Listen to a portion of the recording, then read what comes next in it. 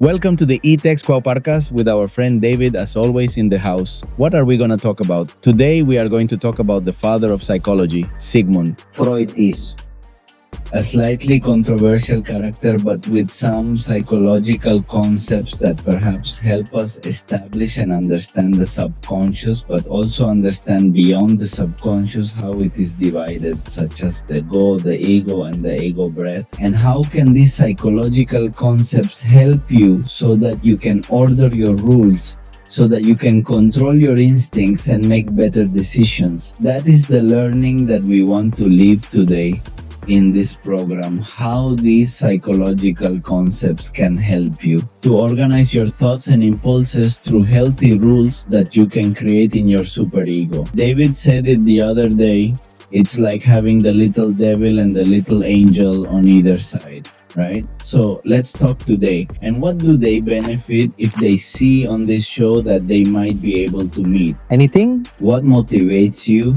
and what holds you back? This interplay often ties directly to your superego. That's today's show. Sigmund Freud, the father of psychology, here on the Skill Podcast, where we explore human experiences. David, it's a pleasure to have you back. This really brother that you were missed a lot, right? No, thank you so much for hosting me again. It's been a while since our last session, and I'm thrilled to be back. The therapy.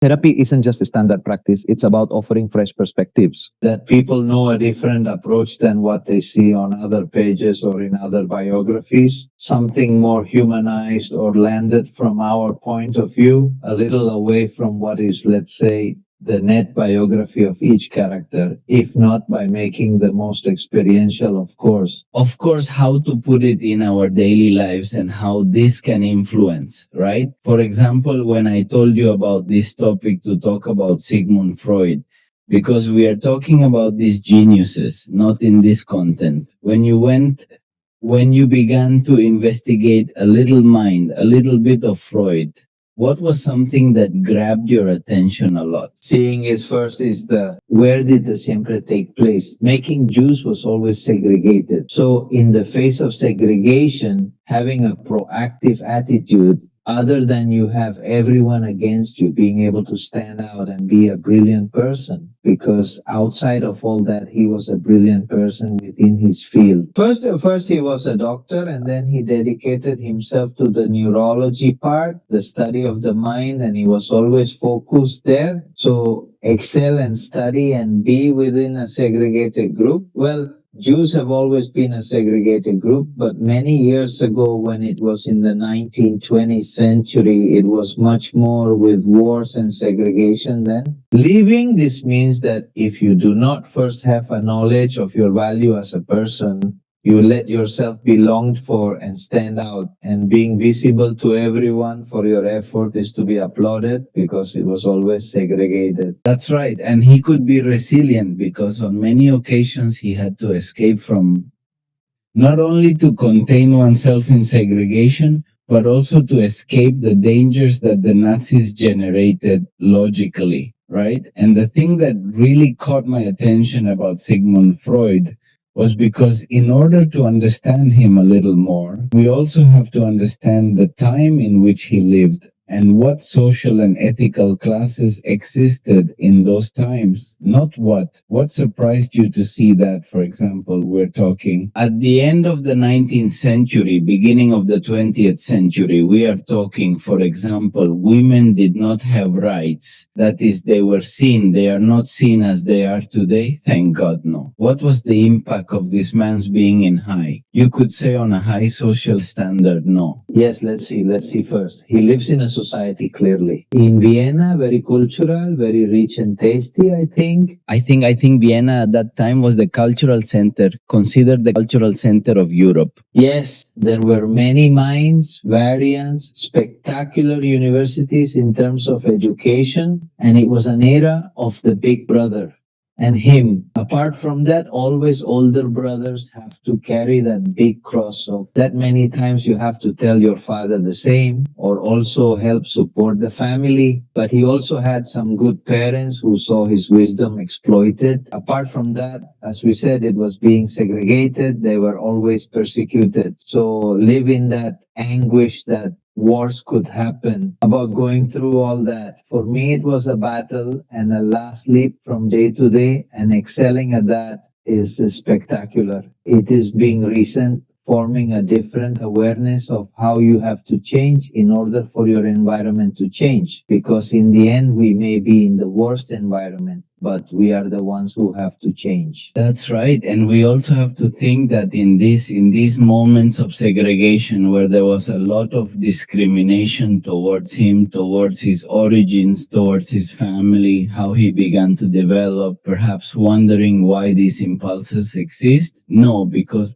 people react as if they didn't think, no, as if they didn't think, as if it were something innate or primitive of the human being. Yes, because to see a person who has always attracted the mind, thought, human behavior a lot, because within this he remembers that there is always one, that the one who leads, that is the one who generates the cascade effect, a reaction. For others to move, many times you only need one person. For a mass to follow that thought or that way of acting, then stand and watch. That makes a person see or try to know what happens to the mind, so that they first let themselves be guided. So let them go to the precipice, but let them be guided. And another is the personality, or what happens in the mind of the person who creates these thoughts so that they multiply en masse in different masses. In other words, you have to have the power of conviction that your twisted ideas are taken as positive, and that many people come to believe in you and follow you. Of course, that is knowing how to try to understand the human mind, what happens to it, and why it allows itself to be influenced, and why you are a leader. Of course, he saw how, for example, the rules justified in instinct, not then. And based on that, they made the decision to do or follow these leaders of that then. But what's also interesting about Sigmund Freud is understand that, for example, in his time, sexual ethics was a great one. For taboo. The concept of taboo was notably influenced by the significant focus on sexual issues, shaped by the lack of birth control pills and limitations on family planning, which sparked debates about societal norms. There was no such control. Then the woman was always, as they say, the vulnerable point, the weak point, and was not accepted the same as the man. But most important were sexually transmitted diseases like syphilis. That was one of the topics where, for example, Freud understood that you had to have a sexual ethics beyond that to not be able to fall prey to these sexual diseases. That's why he was so. It was not only taboo, but if we go back to history, no. Where did syphilis come from? It came from America. When the Spanish, British invaders went, they contracted syphilis, just as when they colonized, they brought east, chickenpox, measles, not these diseases. Likewise, when syphilis A arrived in Europe, it also had a resounding change. The emergence of syphilis in historical context shifted perceptions of sex, complicating views about intimacy due to the brutal effects of the disease, which symbolize deeper cultural taboos. Help us continue to embrace these human experiences and explore more about ourselves and others by just subscribing. If you like our content, definitely like, comment, share it. But also, if you want to be part of our podcast, all you have to do is leave a comment and tell us what you want to talk about. Remember, this is the platform for the people, and we're here to explore those life experiences that are very unique to you and to everyone else. Don't forget, subscribe. Yeah, especially if you don't control it, you end up with neuronal diseases. And what death, after all? That's right. It's a slow, painful death. It's not that you suddenly fall. Of course, there is only one stage where there is no return, and you are already obligatorily now that he must pass away. Not necessarily. Well, don't say it like that, otherwise, there is no turning back. Why you go straight and you're going to die. Sure. So when you investigated David a little bit of him, what did you think of this almost like an obsession he had with sexual ethics in his day? Let's see, what happens is that it is also taboo. You try to do a study. Why? First, why is it taboo and how do I have to guide? Also because, let's see, he is in a practice where he listened a lot and had to know why human behavior was that way. Why was this obsession, let's put it this way, towards sexuality unleashed? And here are two actors inside of a sexual relationship that is man and woman, where the woman could not decide and the man was dominant. So, Because then there are two different thoughts, then the one that generates power and the one that, He abuses, can he? well, he who abuses power and he who has to let himself be dominated because he has no other choice, because he can't, he has no right. You have to. Give in. Giving in, then it is the human behavior that allows you to be the dominant one, or the one who generates the pressure and the one who generates the oppression, and that and the oppressed are two different thoughts. And he let himself get carried away a lot. Everyone stopped being carried away a lot by the sexual part. Even if they close us, don't censor certain this part, we have to say it in the right way. because remember that the bourgeoisie lived this orgy. Let's also talk, for example, about the time the Romans lived these orgies. It was normal. Homosexuality was also normal. So he knew when he contracted more diseases, he worshipped sex. It has already begun to be like those who say you have to be more careful, and it has become more like a taboo, because as long as, unfortunately, the human being, as long as there are no negative consequences, they are going to continue doing it. Of course, because let's see, because there is generated what we have already talked about at some point, consciousness, generate consciousness, then to generate consciousness. It is when, and just like that, we talk about him as the little devil, the good and the bad. It's not where you practice a lot, it can hurt you. Sure. So let's talk a little bit about, and we're going to focus a lot on what Freud left as a map, not what the subconscious is, which is the ego and the superego. Then let's explore the impulsive subconscious reasoning, which emerges instinctively without prior deliberation. Yes, but they are feelings, they are repressed thoughts, they are the super repressed that is between them. Between them there is violence, wanting to hit, wanting to scream. Oppression embodies all negativity, deeply hidden due to the constraints imposed by our conscience. We're subconsciously striving to hold on to elements deemed essential for evolution, yet this endeavor often becomes, unfortunately, complex and limiting over time. We don't focus on trying to solve traumas that did occur and that hurt us. We repress this. And it is not that the information is lost, but that the information remains, as you say, in the subconscious, and that becomes instinctive when it reappears. I mean, it's like, for example, if you are in danger, that is, at that moment, you don't think.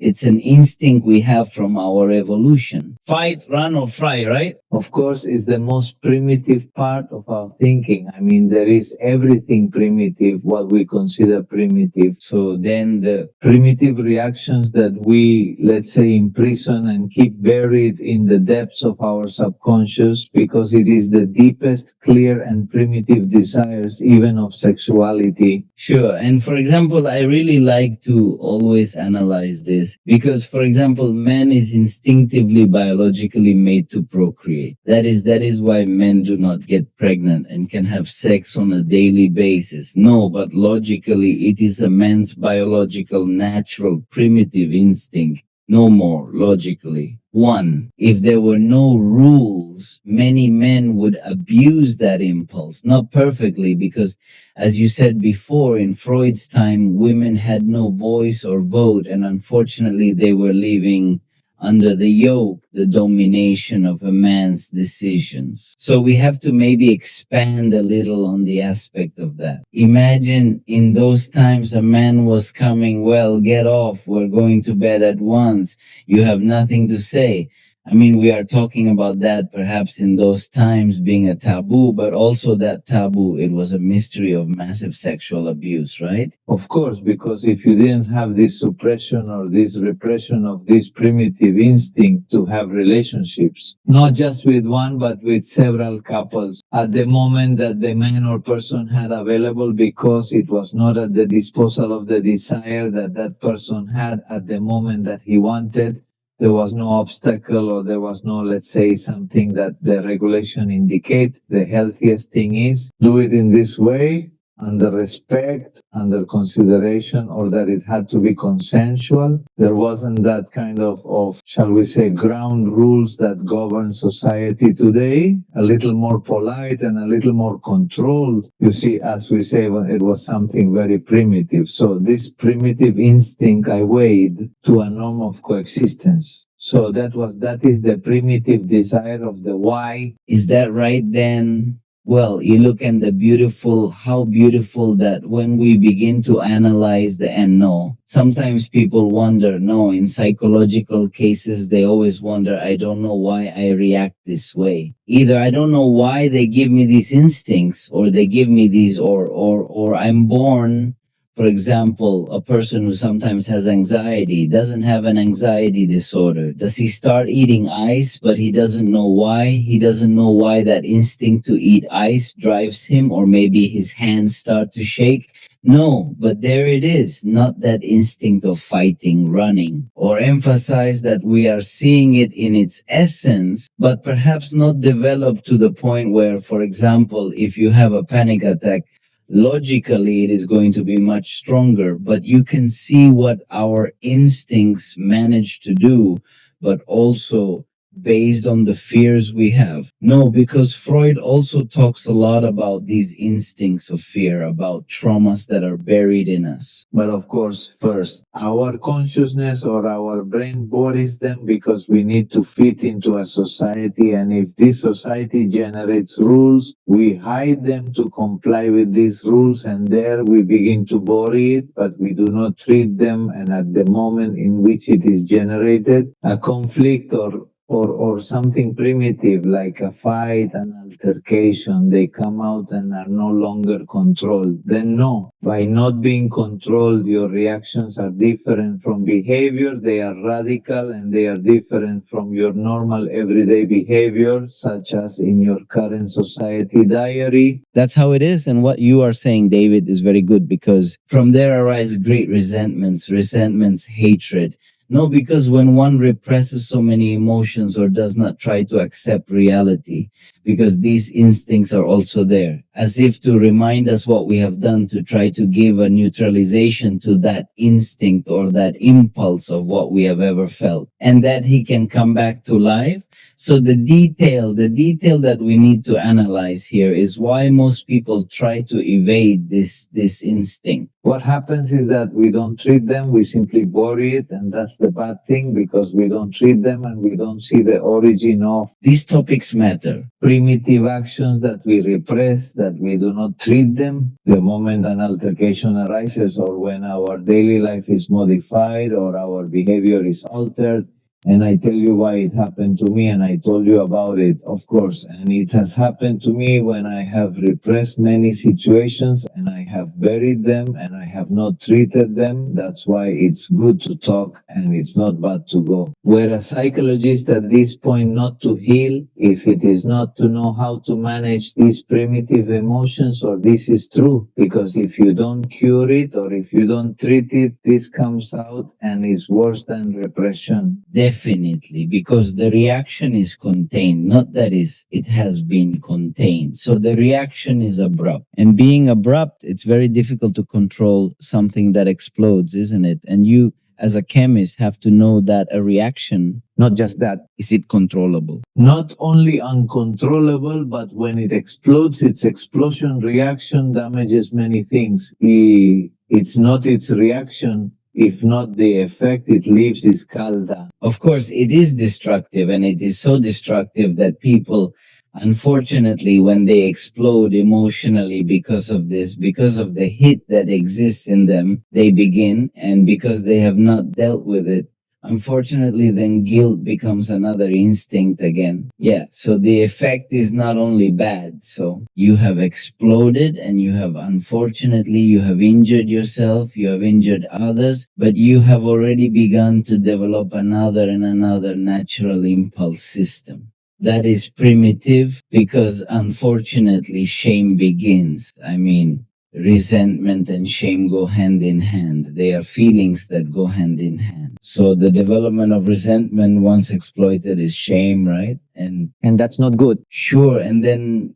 feeling embarrassed, you repress yourself even more in your why, you hide even more. So when one is hiding, one can't even find his own identity because no, he doesn't know how to confront that fear of shame. No, then there is an even much greater effect when you catapult this development of large impulse, because you can no longer repress it or retain it. So you have to form that alter ego. So, of course, then what happens is that you start with yourself and with these impulses, with these fears, with these shames. You create walls and you cornered yourself, you alone.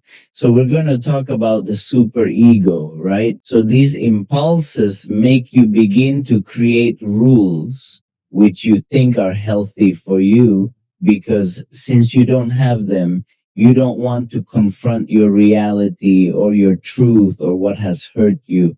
You start saying, well, I'm never going to talk about it. I don't want someone to talk to me like this. I'm going to get violent or I'm going to react abruptly. So you start your super ego, which, if you have a good super ego where there are healthy rules, will help you control your instincts. But when you live on that side where it's impulsive, negative, and destructive, then you start to harvest rules that are not healthy, that are going to even increase and justify your ID. So there, of course, then there is the great danger, because no, one must not create rules so he feels more. One has to create rules, not analyzing why he feels that way, and reason and bring that information to the ego so that the ego can discern what it gains or loses. Being impulsive by your instinct or being rational, then here comes the good. The thing is that here it comes, it has already become something more than to see. If you don't try when you go, if you don't try it, it creates, grows, and generates for your superego to generate another person for you. Not another personality, but a super reality. Let's say fictitious, because you create another personality in another way of acting that is not right. Absolutely correct. And here's why you feel this way. Because you didn't treat the other IT, I insist, primitive. You let your IT develop to the point it influences your mindset, defending it and shielding it, when in reality your ego is what truly needs protection. Because the ego is the one that personality identity is not based on the ego, the super ego or the IT, but the ego. In other words, your decisions create your personality. Why? Because as the ego begins to make healthy decisions, people identify you by your actions. Sure. So here comes the detail. So, for example, I don't know if you've ever heard David say, oh, they just have to accept me as I am because that's who I am. No, well, there is a justification of your superego for one, because your IT is bad and what you want is to give it one. Exactly. This leads to strong likelihood of such occurrences. I don't change and I justify the fact of saying, no, I am like that. And they have to accept me. That is acceptance. That is, I create a superego To Santiago. to justify behavior that's inappropriate and undeveloped in nature. Exactly then, when you realize, for example, when one talks to a person, one can quickly identify if that person is going through something that hurts him, but he has created as a layer that he believes no one sees it. But people, for example, when you talk to a resentful person, that is you, the first thing they bring to light is their pain. Sure, right? So, what is he trying to say when a person talks about their pain and so you are a stranger? Certainly, she's attempting to rationalize actions. Sure, but also what he wants to tell you is that it no longer tolerates being like that either, but people sometimes don't know how to ask for help or they don't know what they have, that there are alternatives, not that there may be a therapy that can help them organize their thoughts and emotions. No, then unfortunately there is a lot of ignorance. And that ignorance leads you to suppress yourself even more because you think. The immediate thought arises, why am I like this? But the deeper question lies in uncovering the causes behind such behavior. Indeed, when this fundamental questioning is absent, one can unintentionally spiral into irrationality under the false pretense of normalcy. This aspect is key as it correlates to discussions on the superego. This psychological construct embodies societal rules. It is the laws, for example, the traffic laws that must be respected, the laws of not killing, what society has imposed, what the family has imposed as rules, not the culture and the environment in which you grow up, makes that there are so many unestablished rules, consciously, unconsciously too. No. Of course, but this could also make the same people here in this interaction also put them like the rules of society or what we said, such as our awareness that good and bad are right. And this superego is going to depend on each person. It's entirely individual and depends heavily on specific circumstances. It will depend on the environment in which you develop. Whether what you consider good, your superego will consider good, but for you or for me, it will be bad. Sure, but here is the big difference because one can have established rules. But the beautiful thing about conscience is that conscience, regardless of your convictions, is going to tell you whether this is good or bad. In other words, consciousness knows that it is black or white. There's no term for that in Change here, you justify. So exactly what the superego, the subconscious does is because I give you an example, right? Suppose you have a son, David, and your son accidentally runs over and kills someone you don't. So the first thing that comes to mind, son runs away, but while you believe that rule, your conscience is telling you, you know? That's wrong. Exactly. Then here, that is Sigmund Freud doesn't talk about that of consciousness always giving you black and white for you to choose. But we debate in our subconscious. There is always a constant battle. No, but conscience is like the clarifier, like the judge. Look, you've debated, you've justified yourself. You already created what you wanted. Are you wrong? But here it is, presenting both the good and the bad. Now it's up to you to decide what suits you best. Help us continue to embrace these human experiences and explore more about ourselves and others by just subscribing. If you like our content, definitely like, comment, share it. But also, if you want to be part of our podcast, all you have to do is leave a comment and tell us what you want to talk about. Remember, this is the platform for the people, and we're here to explore those life experiences that are very unique to you and to everyone else. Don't forget, subscribe. And then, as if to go on putting things in order, go all primitive, and if you don't treat it, this is going to generate false justifications. Then, Also justified. Will it influence you to create superegos that defend your impulses? So, and the superego goes to, though it won't provide sustenance, it relies heavily on the vigor of your conscience for its influence. indeed, it's entirely up to you. And it depends on your conscience. You are going to generate justifying superegos of one, and that you have not tried, and therefore you create a person. That he's always going to act wrong, exactly like all his. Instincts and all his behaviors will be on the surface, let's say not on the surface, but he will always act in a chaotic way. Not unpredictable either, because I'll give you an example. example, David, you and I grew up in a bad, poor neighborhood. And for example, people who were bad never touched us. They had a rule, Yes. towards the community where they existed, right? Why? Because I saw them as people around me, people who belong to me. So therefore, not to these, but to these, yes, but within themselves, they knew. That is their consciousness. I knew when I stole outside it was wrong, no, but protecting, not stealing from people here. Here comes the superhero. I'm going to create that rule so that this community sees me as a pleasant and good person. Not that I'm part of them, but I'm going to commit my crimes outside and everyone knows I commit them. But there's the detail. In other words, you are the same way. You decided badly, even if you decided not to harm your community, because in itself, you indirectly harm your community by giving the community a bad reputation in itself. Come. That's why, as we were talking, I created a parallel rule where the superego bypasses it. That's like a heart bypass, like that. A bypass, I do a bypass where I say, yes, I decide when it's right, when it's wrong, but the only thing it does is feed. Let's describe it. A certain behavior or mannerism It is. that you can control is something that at the time can be very explosive, very, how to say it? Very unstable exactly exist. They create their instability. That's why, for example, most people, we know that what have they done? They have had this lifestyle. What did they do with drugs, alcohol? And all those elections were volatile. Exactly at that moment, they sought a neutral ground, a place to feel safe, vulnerable, or at ease through specific practices, while avoiding situations where they might feel completely detached or deeply unconscious. Those are the traumas that can be caused to themselves when they have poor justification or create rules that are not healthy, although for them doing good on the one hand is worth everything. That is, it justifies all evil.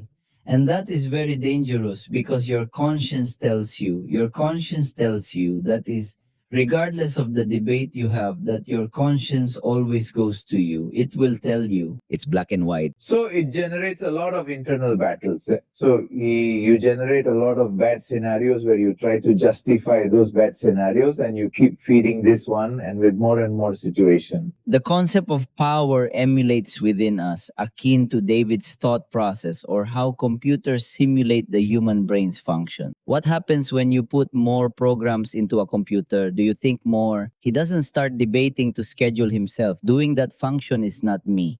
At some point, processing too much information overloads the system, making one slow and less efficient. Exactly, you become slow and efficient. On the other hand, here you become volatile and aggressive, not because you get saturated. So for example, we have so much information in us that we live every day, and every day we debate with ourselves. We ask ourselves repeatedly, why this path? What's my purpose? Is this truly what I desire or need? And so the inner questions persist. And much more so when you have a quote bad day. So exactly why the mechanisms of having good mechanisms, for example, how to exercise, how to eat well, do yoga, or what do I know, talk to a friend, do this that we are doing.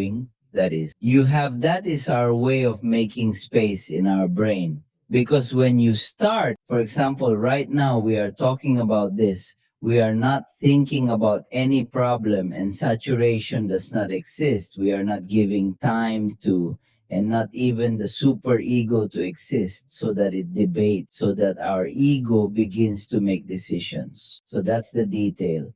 What are your healthy distractions? What are your mechanisms? From here, they call it coping mechanisms. It is a mechanism of how you form an alliance with good things, how you build access bridges to free yourself from the saturation of the normal stress of life, not from the daily decisions that you have to make, which are stressful no matter how minimal it is. Sometimes even when I go to eat, well, I already ate coffee and bread for 5 days in a row. I want to eat something different, no then? Of course, then we debated that, didn't we? And here comes a thought. So this constant struggle between the superego and you could say that they are when people say, is that I hear a lot of voices, but it's yourself. It's yourself in that constant struggle, at first in wanting to create a justification. And it's those voices that you hear, it's good or not bad, this has, or I'm trying to justify why I did this. That is that, in quotation marks, the voices that one hears. Of course, the he and the superhero are like letters. They are like something that you compute and put in a computer, but it is not programmed. What programs it is the decision you make, and that programming makes it command to do an action. But it is, in other words, everything is, as they say, disorganized. So the job of the subconscious is to try to organize it as best as possible so that when the ego does not mean, the person begins to say, well, I evaluate. Here I lose more than I gain, right? And start evaluating. And but your conscience comes, he says, well, regardless of what these two things tell you, this is good and this is evil. If he knows it, he recognizes it. And from there, you make that decision. And that's where it's just programmed. And it's amazing how the brain programs. This is so fast because you act immediately. So that is the detail of what is beautiful of the superego. Well, I the superego too. When you start creating healthy rules, for example, David, an obese person, starts eating healthier. Why? Because you say, well, I'm going to make this rule. I'm not going to eat rice anymore. I'm not going to eat carbohydrates anymore. I'm going to exercise 5 times a week. I'm going to go out for a run. And I'm also going to do breathing exercises. Make these rules, those rules. From there, it will make your your impulses also begin to change. Because if, for example, in a month, you have run a month, and your natural impulse is, hey, I need to run. I want to run because I want that serotonin, I want that oxytocin, I want that all these hormones that make me feel good. So the rules also make your impulses improve because there are good impulses and there are bad impulses too. Setting rules strengthens the superego to elevate one's thinking above basic harmful tendencies. This progression fosters better mental governance and suppresses negative instincts. Of course, the people thing. Does it begin to evolve then? It's exactly like he changed. It's as if, for example,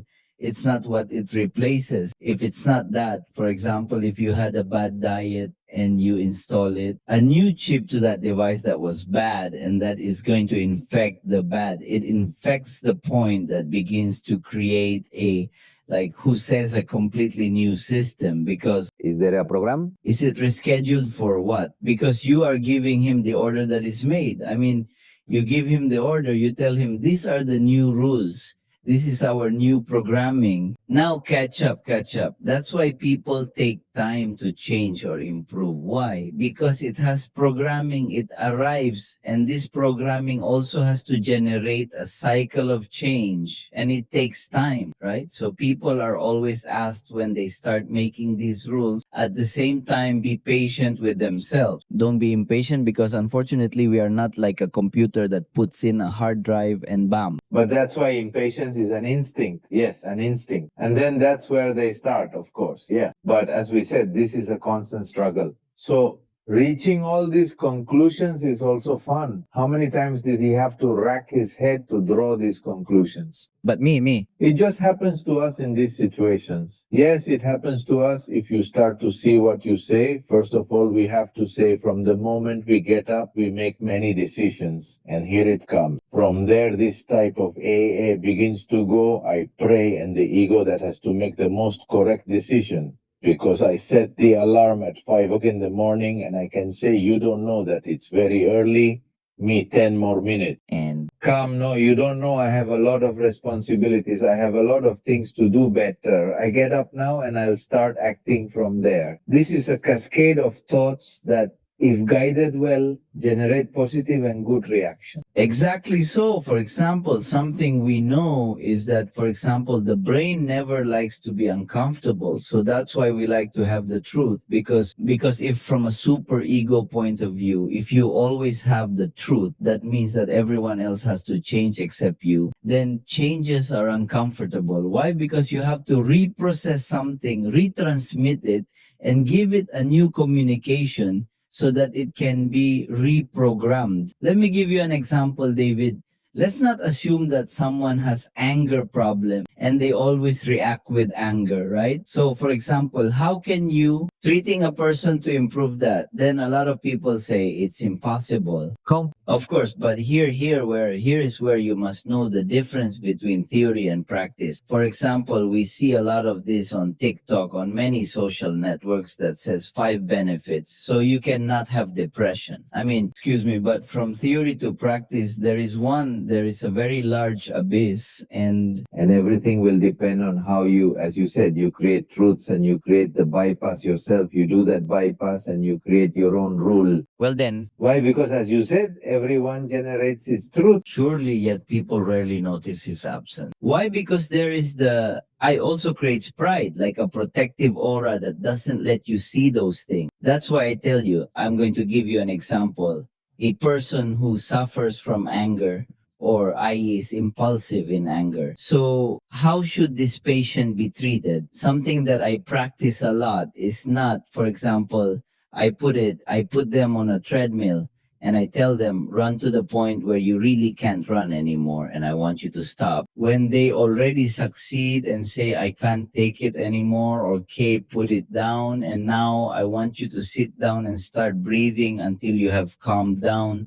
then sometimes they don't understand why one does that, right? But what's the closest thing to anger? That agitation of running. The agitation, your heart beats, your adrenaline rises, because that's what happens. Not the kidney produces that adrenaline, the heart. No, then when you begin to make them understand that if they running and being exhausted with their heart in their throat can control that sensation in 1 minute, if they can do it in that extreme case, that breathing exercise can also be applied when they feel angry. So here's why I'm telling you the advice is very good, but the practices are even better. Sure, yeah, it's true. And he's in that situation and it's true.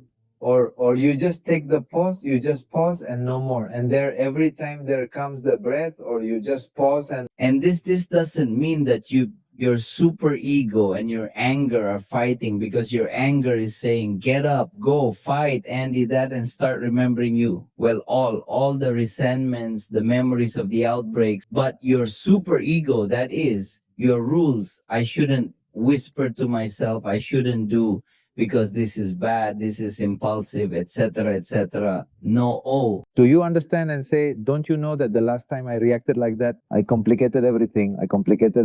So, I complicated everything. Then I was going to say another no louder, but say, you don't know I complicated everything, then I complicated everything, and now let's see nothing. I already complicated it. I already learned that by acting like this, I complicated everything for her. So better. I'm not going to say no. It's just that, of course, and why they make me angry, and how I behave. That's a justification, but it's like that. I already know that it went wrong for me because I reacted like that, and now it works for you because you take it, you go and you say, you know what, or I'm not going to talk anymore. I'm not going to control myself. Let's change the subject or something. But and I don't want to explode it. you said something very good right now. When the super ego is abused, justification is created, but not only justification in reason, because people create justification. It is because they do not want to be responsible for their actions, their impulses, their feelings. So when there is no that responsibility, there are two things. Either everyone is responsible or you become a victim. So when these things happen, they are not healthy. Why? Because imagine a person who happens many times, not that this happened to me, and that's why I can't do anything.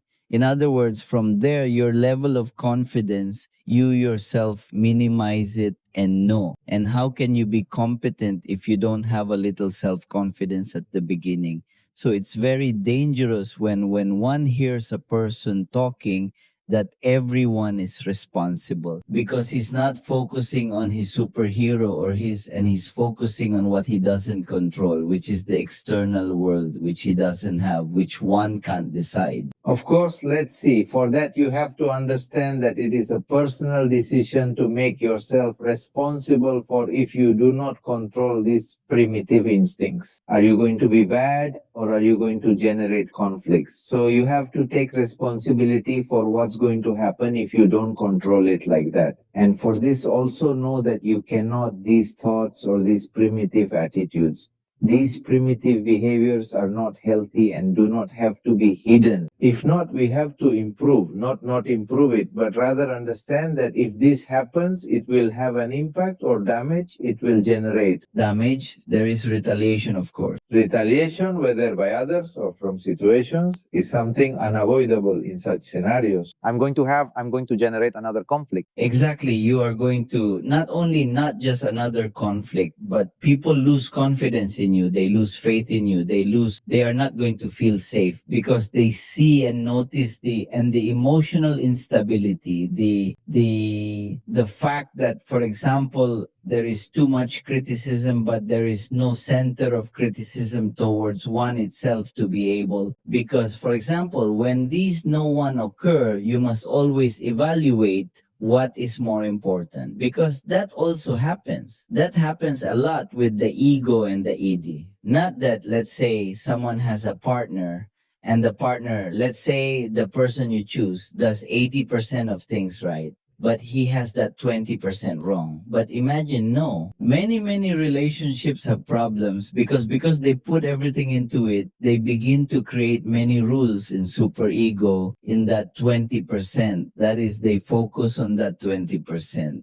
And that makes him react impulsively every time they do something that his superego begins to justify. But here comes the detail. And this is where one must raise awareness beyond the subconscious. And the ego's decision is whether I have 80% here and in that good thing. Not because I want my superego to make that person change if that person does not want to change. Because then here comes the development of the ego. That is, the ego is me. I think it's much more important than the two of them because the other two are always fighting. Is the ego the center of intelligence, moral, ethical, convincing, and emotional? No, because there you have to think, right?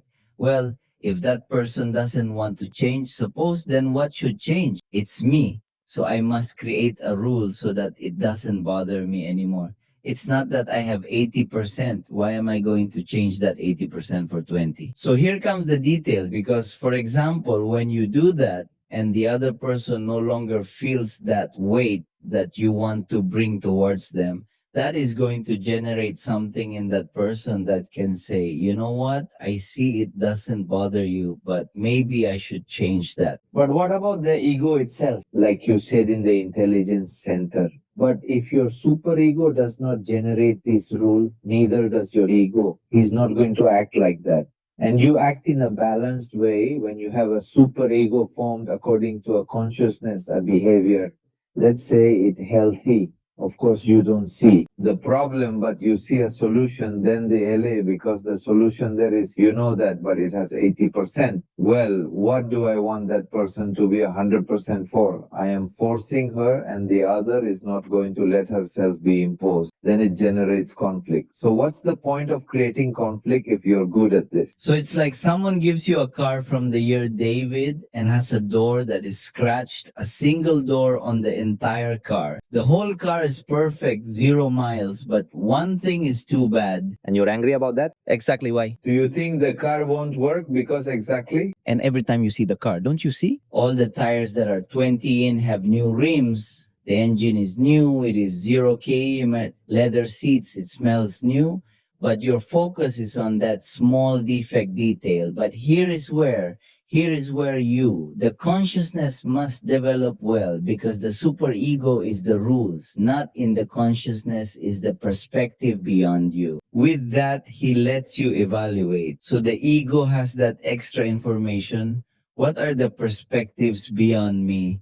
apart from this debate that I have. We're engaging deeply with curiosity and exploring. It's captivating yet also raises questions. How did you get these three? This conversation evolves into discovery, putting them from different angles. How's primitive? Let's say the one with which he controls the primitive, that if I don't control well, my primitive controls me because I create the rules so that the primitive continues to prevail. And I make those rules. So I create a superego that conflicts with my ego. So if I go, it's there. Well cemented, that is well strengthened. Can I generate the rule to change my superego? That's right. Perfect. No, you couldn't have said it better. The advantage that the ego has is that all this information reaches it. So this is where psychological discernment training comes in. Why? Because you already have these. From a conflictive point of view, no, but here it comes as ego. Well, what exists outside of me for me to now fully discern all the information I have to make a decision from there? So, for example, unfortunately, no, we don't have in our schools an emotional psychological education that helps us put ourselves in other people's shoes, that helps us think beyond our own perspective of how we feel. Educational systems might falter not due to blame, but oversight in supporting broader emotional awareness. It's no one's fault. Is it because we don't get used to asking for help and think we are self-sufficient? Exactly what you said clearly. And that is self-sufficiency comes when even when you make mistakes, you understand your value in the mistake, but you rectify it more, not justify it. For example, you're a chemist. I imagine David doing all your chemistry tests. I mean, how many times do you not make mistakes to reach a good result? As discussed in numerous podcasts, there are often countless adjustments to be made over time, quantitatively through modifications, such as altering the sequence of application. You discern errors time and again, actively seeking flaws to understand and address them. You know there's going to be a mistake, you know it's not going to come out. And sometimes I do. I did it that way because I wanted to know the mistake. What did they lead to? What I knew was going to go wrong, but knowing the error, that is, knowing that changing the order was actually going to generate an error, but what error was it going to lead to? Absolutely, step by step. Why so? Understanding matters because at the moment another makes the same mistake, you explain. It is because you didn't do this right, you altered this because that's the way to learn, you altered this, you definitely put it in this order, and that's why it didn't come out for you. Then there it would come. It is the formation of consciousness and learning to say, I'm not doing well because I wanted to change. So let's step back and do it right. Then this is also brought to practical life, what we are talking about. That's absolutely correct. And when you discuss chemistry in experimental chemical processes aimed at achieving results, it's remarkably akin to what we're exploring currently in the psychological realm, such as this example. Experience is a perspective that needs your consciousness. For example, knowing, socializing with other consciousnesses is another perception, another perspective. But this is where, for example, we have to understand that today, especially today, that we live in an age where everything is digital and virtual, not that our brains.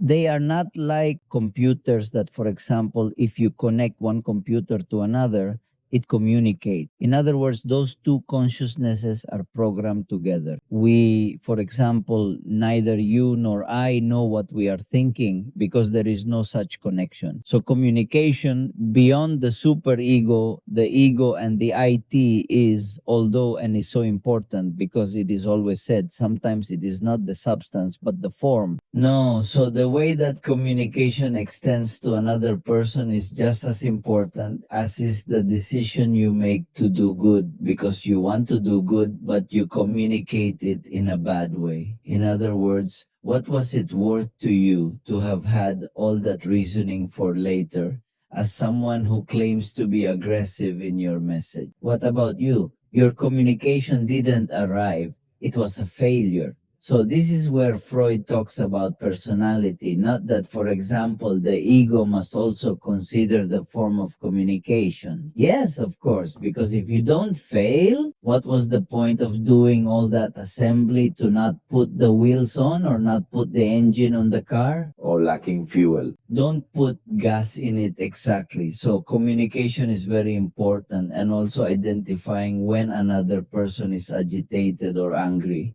Don't catch up because that must also be part of our super ego.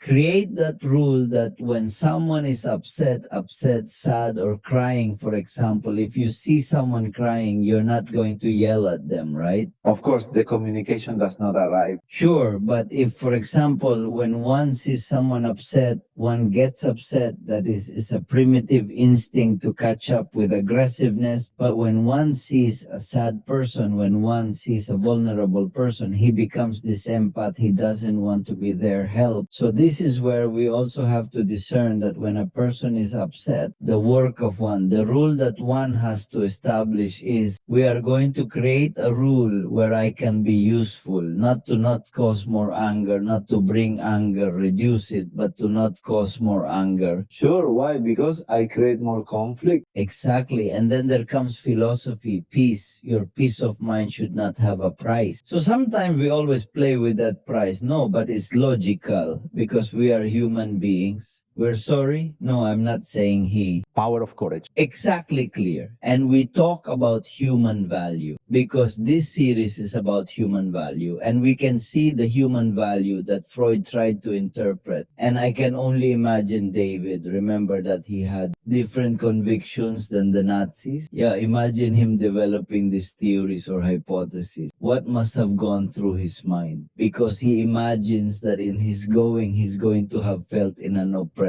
way. I mean, I would put myself in his shoes because what kind of rules he set For his own behavior. of his own behavior to cope with that, because he was him, unfortunately, he had to run away. Change the name. Change his name exactly. And something that did give me grief about Freud was that he was considered for the Nobel Prize in a branch of science. But at that time, they gave it to Einstein because psychology was not considered an exact science, not a science of high reward. What happens is that previously no one talked to you about behaviors. They didn't talk to you about the importance of studying. And that is why until now, talking about how you feel is frowned upon because you say, if you go to a professional, you are either crazy or not healthy. Sure. You do it, it's to not fall into this, to not generate conflicts or because you don't feel good and you need to feel good about yourself. You have to analyze the battle you have inside. Sure. For instance, I'm not sure if you've ever looked into Freud's perspective on hysteria, such as one of his experiments involving women and their responses. However, hysteria was also broadly categorized as having sexual elements intertwined with it. Indeed, he believed such cases stemmed from unresolved sexual traumas experienced by women. This was how he approached the treatment. Through hypnosis, see within her unconscious, trying to analyze what was bad that person had within her life to generate this hysteria. So it was like cataloging them all, like there were no rules in the part of sexuality that they all unleashed because they had some. For instance, hysterical reactions were theorized as stemming from childhood trauma, such as an undirected response to sexual assault. Sure. And he wanted to, as they say, see if this had physical consequences. Logically, we have to understand that at that time, there was no technology that there was today where it can be amplified and expanded. Freud speculated about brain development through reactions to stimuli or thought, though at his time, such ideas were merely hypotheses developed in absence of empirical proof. Let them understand. Two other things. First, he was a pioneer in this kind of trying to understand the human mind. No, not the mind, human behavior, because clearly we are talking here about behavior, because his study, his passion for the brain part, he realized that also people's behavior was generating all this kind of insanity, let's put it that way, or kind of mental mental illness. In other words, mental illnesses were seen to be due to disorders that people had had, and through hypnosis, he tried to dig into his subconscious to find out what had happened to him, because according to that trauma, he had been dragging all this kind of mental insanity. That's right. So, for example, it was unknown, for example, where schizophrenia came from, for example. So he thought that, for example, that had to do with maybe untreated sexual abuse. However, advancements in scientific understanding were limited and logical explanations were scarce. Of course, because at the beginning, well, you are the pioneer, so you can make a lot of mistakes because you are creating the concepts and what you create according to what you have at that moment, or the evidence that you have at that moment. Or Being the first always leaves one vulnerable and exposed to critique. Your steps fall just as your flowers fall. yes, and above all, if it's anything, if your theory is non-conservative, then you're always going to have the conservative part that you're going to say you're not bad. So you're always going to have that conflict or that battle between conservatives and non-conservatives. So is she, for example. To a topic I want to talk about, since we are talking about decisions of the and the super ego of the ego. In itself, for example, today we have this debacle of ourselves. Creating artificial intelligence is logically an evolution in human beings, and each person has their own ethics and values. No, and they think differently, but something I've been realizing lately. Is it that many people who have been senior officials or pioneers in artificial intelligence are coming to light today saying or talking that this can be or is very dangerous? So here it also comes where one must have a good service. No, because here comes the development of what? What should be done in this case? Let me explain myself a little better first, right? If, for example, David, you're a chemist and you develop something that can destroy the planet, but before you made the formulation, did you know there might be a possibility of that, don't you? So you developed it knowing that was a big possibility then. But suppose that in this development you have profited from a lot of money and many benefits, and you lived a life like thanks to her, but when you have already profited or already benefited and retired now, if you decide to take the step of saying no, yes, it is dangerous. So this is where the conviction of the leadership superego exists, right? As you mentioned, they created that bypass system, and you created a rule to justify. Remaining complacent. As long as you're comfortable, you justify it.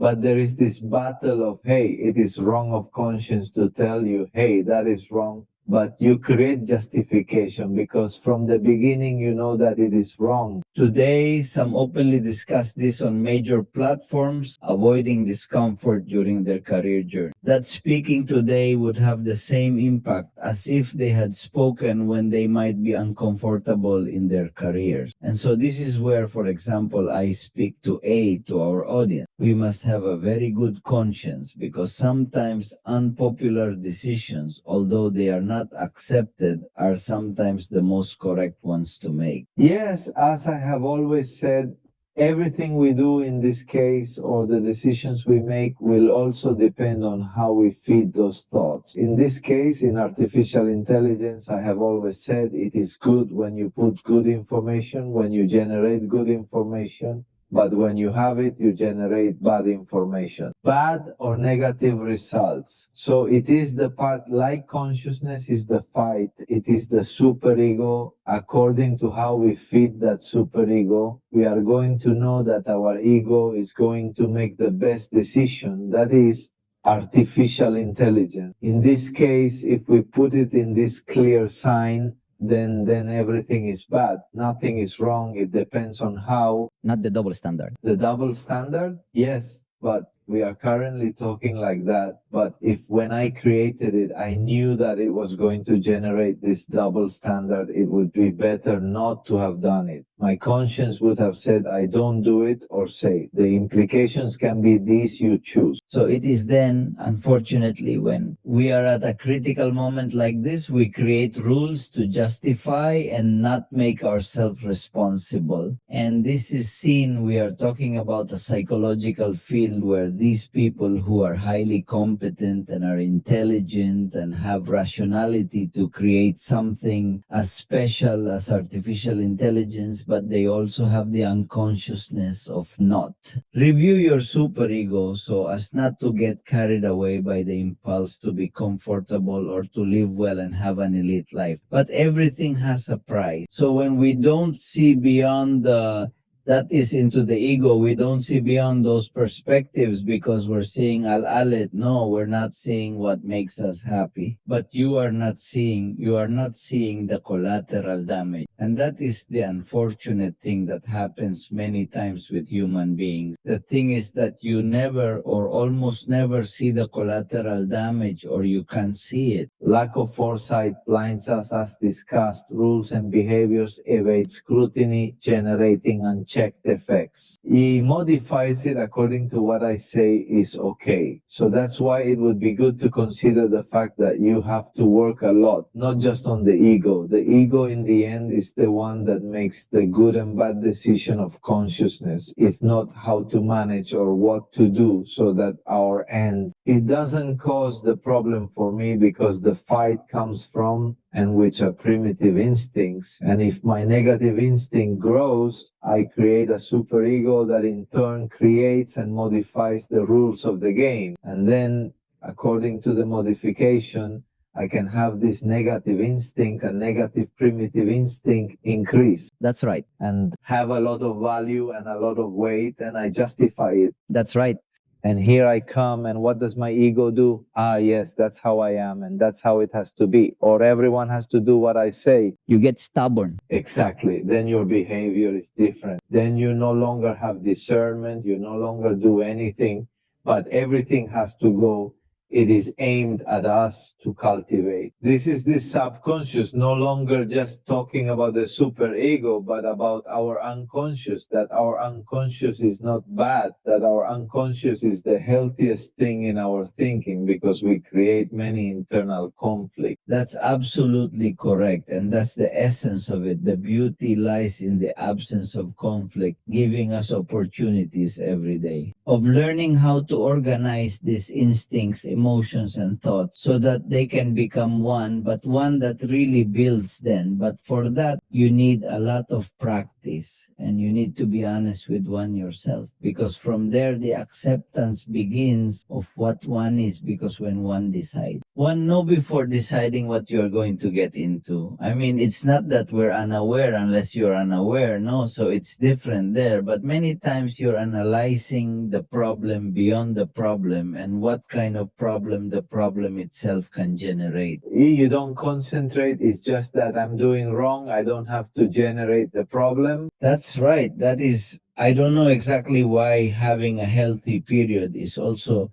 There is a saying that says, if there is nothing good to say, it is better not to say anything. But likewise, if there is nothing good to do, it is better to remove yourself, which is much healthier than being there in the eye of the hurricane. And generate more conflict. Exactly, because sometimes conflict is not just verbal. It can also be in person. Body language, aggressive, no, because it manifests itself in different ways as we externalize it. Again, as you said, the way, how do you communicate? Sure, since From the form, how do you communicate? So what's left is like messages, breathe a lot. look, I recommend that when your rules are being surpassed by IR, it's always better to be honest. That is because you can be honest with yourself, not with yourself. While you're angry or you're furious or whatever, you can say, I need some time. To me, that's that. Is it perhaps a golden rule that I know?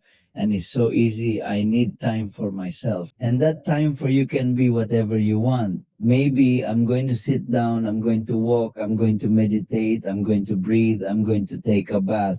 There are so many ways of escape that unfortunately, as I tell you, David, unfortunately, we get carried away by our animal instinct to from power to being, from power to power with him. But being there is much easier and consumes less energy just by moving yourself. Of course, not ignoring it is simply not running away from the conflict. simply giving yourself your time, because in the end it is your peace. That's right. It's your peace, and sometimes it's also your time. That is, if you dedicate time to something, then something that is going to generate more conflict for you, then you yourself are the problem of your own peace. So sometimes it's better to play it safe, play it safe. You also sometimes swallow your pride, don't you? Sure, but why? Of course, what you say is to give yourself, not to give time to those with problems, but to give yourself time to be calm and at peace, knowing that first. Participation in every battle isn't essential. Choose wisely. You have to choose them well, and that this is having peace or not being in conflicts or not generating conflicts, but rather not going, but simply saying, I'm not going to do this, it's not right, I'm retiring to do it myself. Are you okay with me? Is that when one goes through deep training, not from one itself 11. For example, you are a man of science, David, and I imagine you always like to search and find solutions. So when we have that mindset in and we apply it in every aspect of our lives, in our relationships as friends, in our love relationships, in our professional relationships, where that is, the only thing that matters is to solve for the common good. And when I can fix it, turn around, know what, where. I am in a better position to solve something that I cannot solve. So also understand where we belong. It is very important to develop our superego, you know. Of course. Here, the only thing that has become clear to me is that I am the sole owner of my own behavior. That's right. So I have to know and know myself to create the appropriate rules. Because only I can do it, oh. B. With guidance or alone, but I have to create and know what I am doing wrong, how to solve it, how to generate clear rules where there is no bypass or alternative, but rather create clear rules and know what. I can't keep creating conflicts. No, what I need is simply to make the decision, not in conflict, but what is right, what is wrong, nothing more that is marked by that, because this way I kill the superego. I don't kill. If it's not that I lower it to the it and the superego making a clear decision, as you say, black or white, then I am the one who has to know myself. What am I doing wrong? How can I improve it with clear rules? And by having clear rules, I make the right decision with Elego. It's over and not generate conflict, or as always, we talk about something, go to the highest part of a tree, take it out this time and look at more things. That's right. And of course, and that makes us, no, let's not just grow as a human being if we cannot also help others to understand this kind of education. No, because it is something fundamental. And also remember that we had little on hormones, right? Also understand our biological and chemical behavior, which also influences the IR and the superego. No, we're very complex for some reason. And the ugliest thing is that the ego has to make all this complex to make a simple decision. Not simple because it's one. But they treat him like royalty, letting him relax as if it's natural. As I mentioned, you must understand and adhere to key principles when handling these situations. Indeed, and it occasionally adds a unique dynamic. Understand when those rules must evolve because they have already served you in a purpose, in a time, and in a circumstance. Oh, of course. Because everything is evolving, so no, not everything is going to be the same, is it? The same passivity will not exist. The same conflict will be different, or there will be different people with different conflicts that you have to deal with. Then, I've been to feed myself, in the sense it's helped me see what I've done wrong. As many times as a person, personally, I get carried away a lot by negative or primitive thinking. The hit, when I'm the one who has to put it down to tell him, hey, you're wrong, and not add to it or justify it with my superhero. But I've noticed, through observation, I noticed what I excelled at and where I faltered, partially thanks to Freud. Thank you. And the funny thing about it is that you don't know if you have listened to the people who say, I shouldn't change,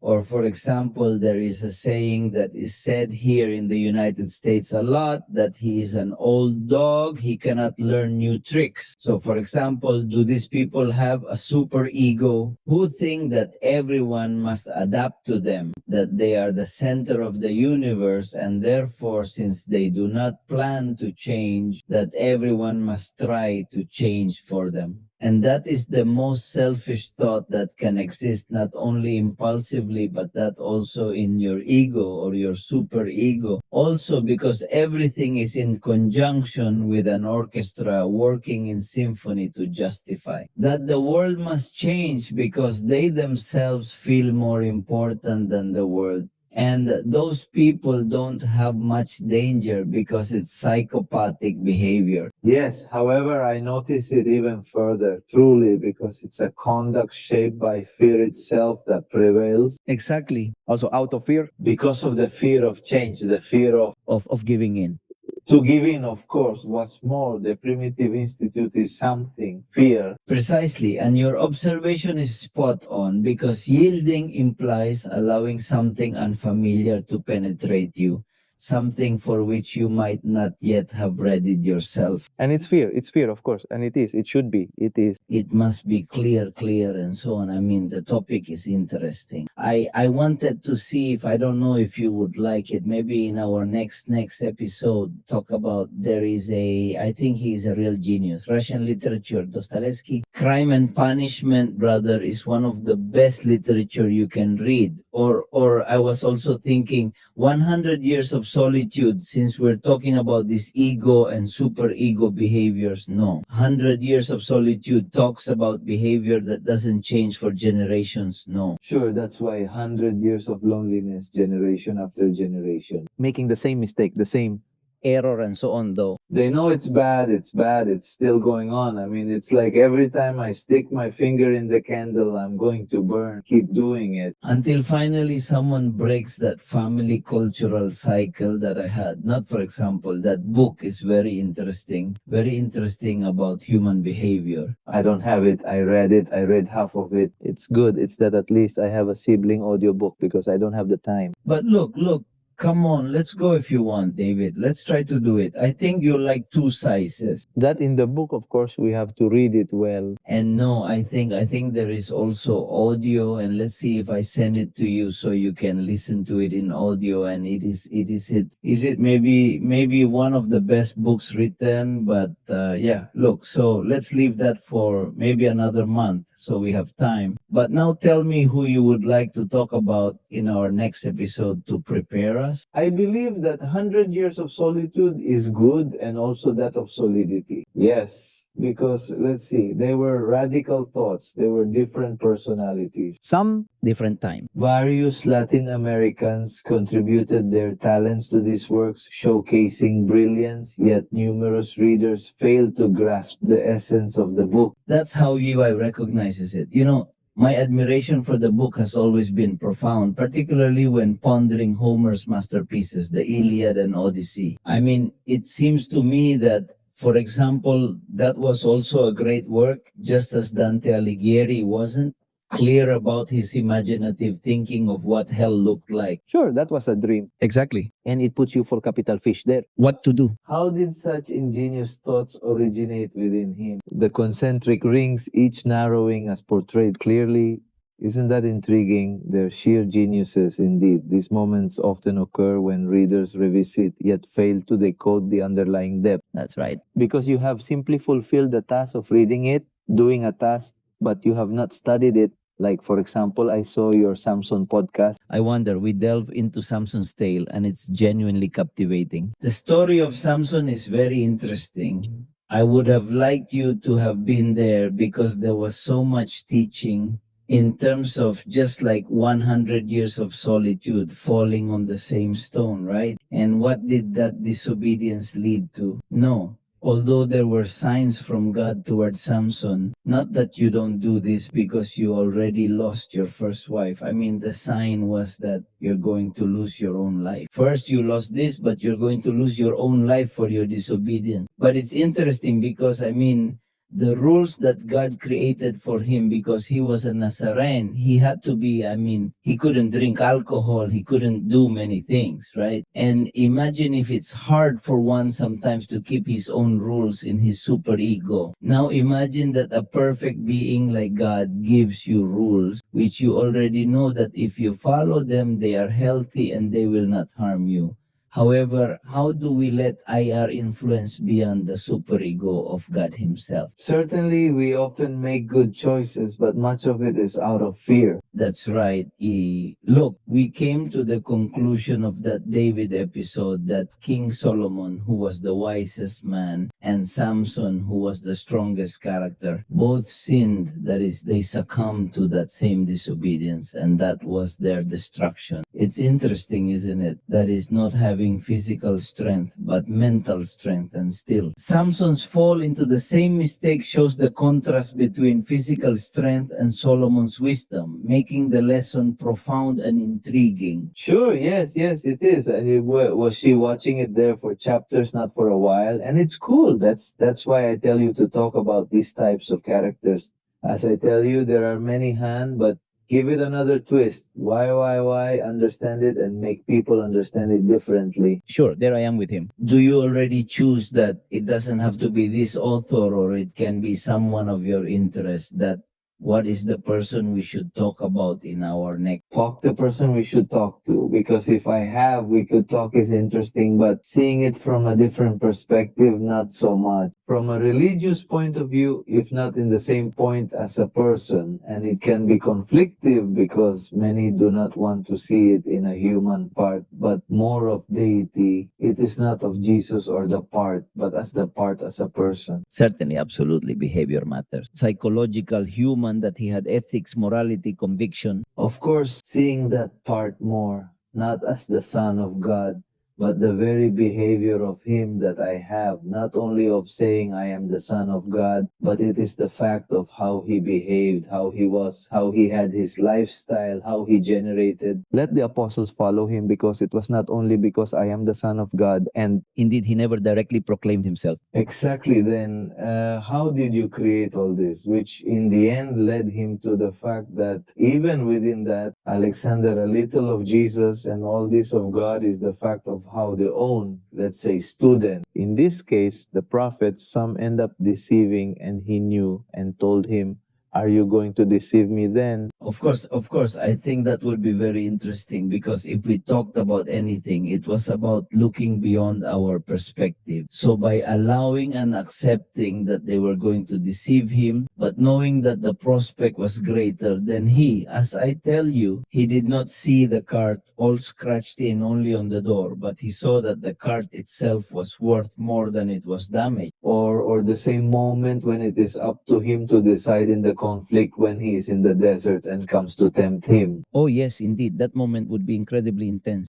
Or when it's time to create and initiate something. The episode involving Mary Magdalene, featuring the phrase about casting the first stone without sin. So that's right. Moreover, it's a psychological perspective where he implies everyone isn't fit to criticize or harm, right? Exactly. And no, it was simply seeing him as Jesus, as God, the Son of God, but seeing him as man, as from a psychological perspective. The genre is that I don't know the impact so that the stoning of Mary Magdalene does not happen. Yes, absolutely. I strongly agree with you. Discussing Jesus Christ is essential. Of Jesus, man, and Because also, if we are going to talk about psychological characteristics, also leadership. Because if something has to be considered, it's the kind of leadership he had. Because they were not only the apostles, no, but also even his enemies. That is, he does not believe. But the enemies were created only against him. He always knew how to manage and raise awareness, which is very difficult when someone is angry. Words that invoke awareness, where that awareness leads to meaningful learning. and he did not do it by saying, I am the Son of God, but he is. That without an authority, exactly, that is, he never abused authority. Unfortunately, many of us think that leadership is a position, but leadership is the initiative to serve. And Jesus is a great example of what true leadership is, not in the initiative to serve, but yes, definitive. Come on, what do you think? Let us know what you think. We're talking about Jesus. Logically, we know that he is God, but we are going to talk about Jesus, the man who was on earth with the apostles, who knew how not only to create a culture and a religion that has transcended time. But let's talk about how can we identify his reasoning, why he made decisions, how he created healthy rules for himself and for another. And especially in the teachings, I know that everyone is going to be oriented towards the religious part, but they are not teachings that he left you for good coexistence. Yes, he succeeded. I think that's the detail. He did it as a human being because he needs us to see. Let's learn to do it as a human being, not as a God. Let's focus on what is truly beneficial for ourselves. That's right. That's good. Come on, let's play. That seventh is going to be there, but great, of course, because No, we don't analyze him as Jesus God, but as Jesus man and as Jesus man, because at the end of the day, I know we're going to separate him a little bit from the deity and compare him, and we're going to treat him as a man, that as the man who was, as the man who generated a change, a revolution, a different critical thinking, who generated this wisdom within people for behavior, and who laid the foundations for religions, because based on all religions, it is based on Jesus, man, and Jesus, God. Thanks to Jesus, man also takes it to Jesus, God. in this discussion, we'll delve deeper into the life and legacy of Jesus. Man, his behavior, his psychology, his philosophy, and how he was able to transcend as not only as logically, as God is going to transcend infinitely, but as man, he has transcended the times of times and perhaps a beyond. And obviously, it was also a chaotic time for him, segregated completely like that. It's we under the yoke of the Roman. In other words, we are even going to analyze the environment. And that also, for example, I think we should not exclude what the cross meant. No, because a lot of people think he was crucified. The cross was for people who were the worst of the worst, was humiliation. It was considered the greatest humiliation to die under the cross. Then we can talk too. What motivated his decision as a human being to choose such a path? Did he intend to lift humanity and uphold something greater? It's another approach. It's seeing it from another perspective. From another point of view, right? We often discuss Jesus as God, but we must also explore Jesus as a man. That's right. That's right. Then we're going to be defined. How about the other Wednesday, David, or this coming Wednesday? Sure, this Wednesday works perfectly for me. That's okay. Then we are going to leave it for this Wednesday. And so we are going to talk about Jesus, man, in Itex Cube Podcast. What are we going to learn? Not only his philosophy, his behavior, his psychology, but also what kind of teaching he left us being men, so that we being human beings, we can emulate and identify with these behaviors that he left us, allowing us to reflect deeply on them. So don't forget, next week we'll be delving into a conversation about Jesus. Thank you all and see you then. Make sure to subscribe and engage with us by leaving a comment, liking, or sharing, as your input will help us enrich the dialogue. If you'd like to join the discussion directly, let us know and we'll invite you to participate. Join us in creating a vibrant community. Electric TV Podcast thrives on exploring the depth of human experiences, fostering connection and insight. Together, we'll continue expanding this conversation. So see you soon and thank you for your support. I'm trying to coexist.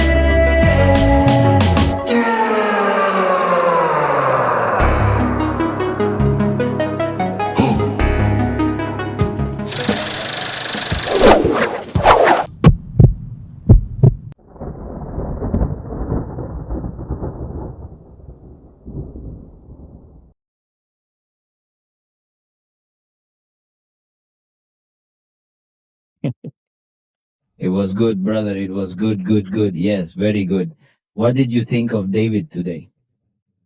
No, brother, yes. You don't know that it helped me understand many things, and really what you told me, what we are going to approach in a way, And even for the situations that I have personal, I think it will help me a lot.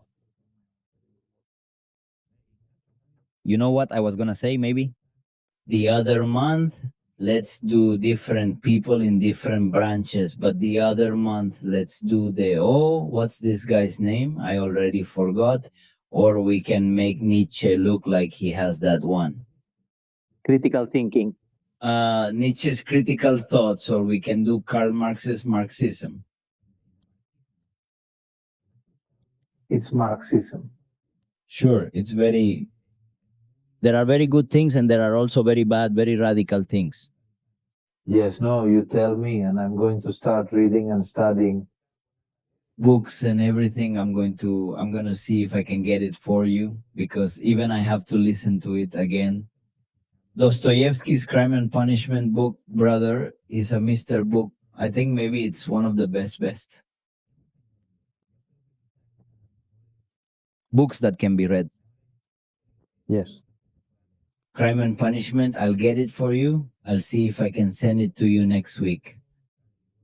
No, calm down, brother, I'm here. You know, I needed this to relax. And with what we have talked about today, they give me the tools I need. Oh, well, my panita, really take care of yourself. Brother. Thanks, brother. Thanks, not you. The week. Next week, we're going to hit this harder.